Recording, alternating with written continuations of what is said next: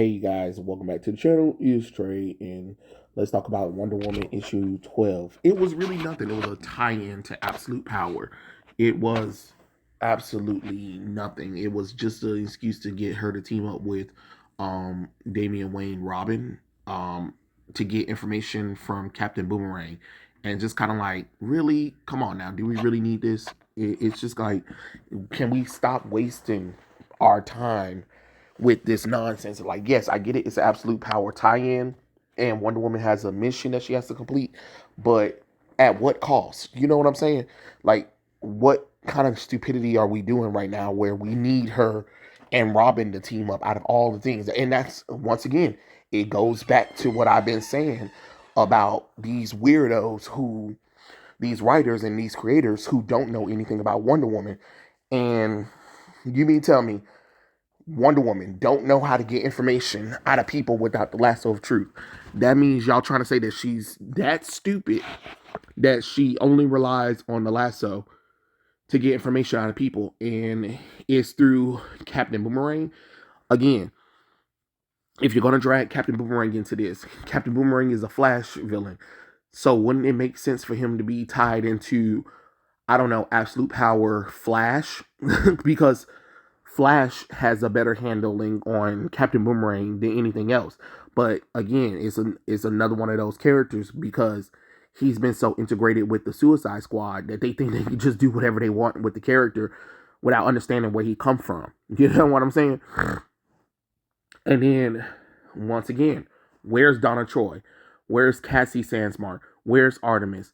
Where is Grace Choi? Where is Nubia? You get what I'm saying? Where are those characters at? So the Wonder Girls show up, then they kind of disappear. It it makes absolutely no logical sense. You guys are literally just throwing crap at the wall and seeing what sticks. And it's really getting on my nerves, honestly. You know what I mean? Like, it just doesn't make any logical sense. It's just like, what are we doing here? Okay, so we need Wonder Woman to see the experience from Robin, and then Robin's trying to figure out how to do things Batman way just to get information. And it didn't have any action really. It was just like, okay, so they're jumping from place to place to convince Captain Boomerang to speak, to talk, and give him information about Amanda Waller's plans for Absolute Power, which honestly I'm not reading, so I don't really know. But because it is a tie-in and is part of the Wonder Woman run, I'm reading it and I'm just like, what in God's name is this nonsense?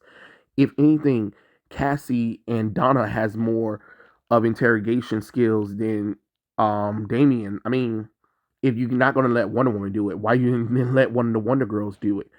They're the ones who would have more information. And then why is it not like a covert effort of like, okay, Diana teams up with Cassie, because we haven't seen Diana and Cassie together in a while.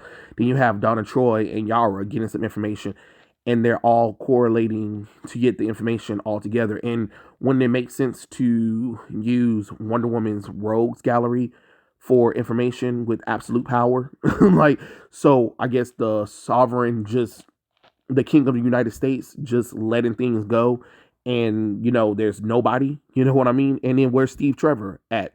If anything, Diana should be working with him as well, where he's part of Argosy, so he would be able to get in some kind of intel that would go back to Diana and them. It just makes no sense. It makes no logical sense in the scheme of everything.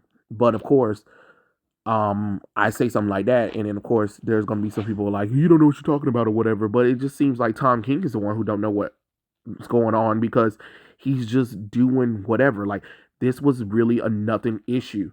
It really was. That, like, I can't really tell you. Okay, so it starts off with Wonder Woman and Damian talking. That's really it.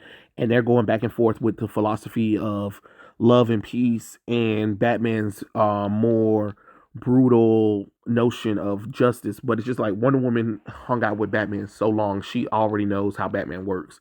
And now she's like trying to convince Damian that there's another way or whatever, but she's never done that with any other Robins before.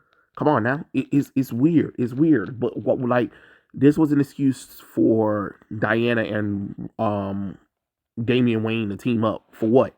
For what? Out of all the Robins, why would Diana need to team up with him?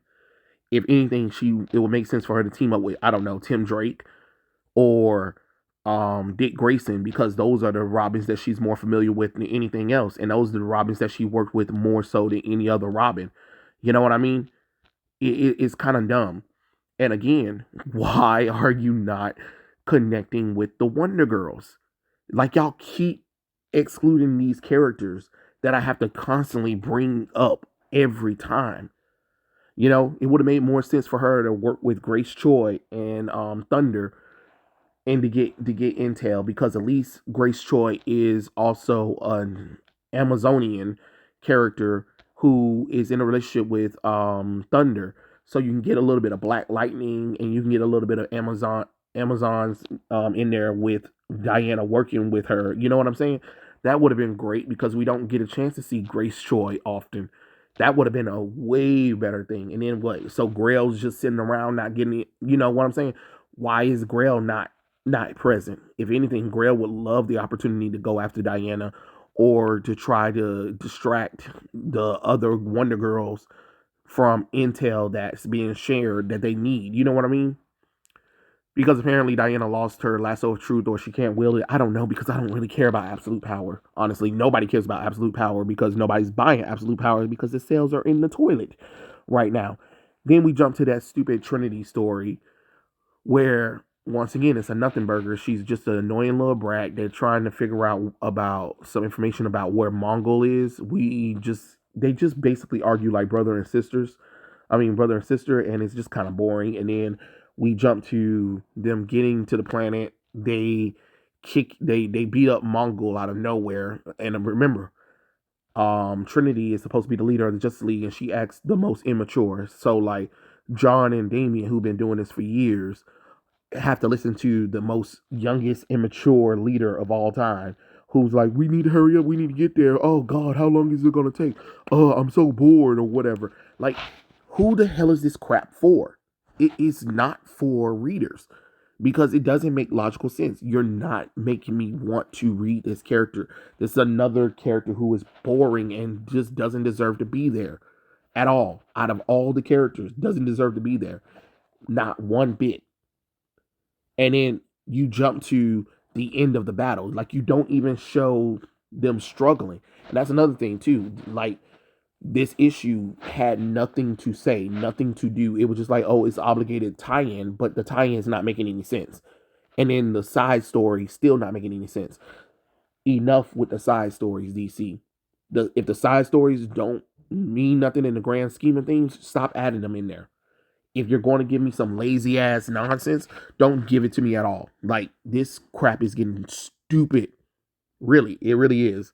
But yeah, those are my thoughts on Wonder Woman issue number 12. Did you guys read it? Tell me what you think in the comment section below, and I'll catch you guys later. Peace out.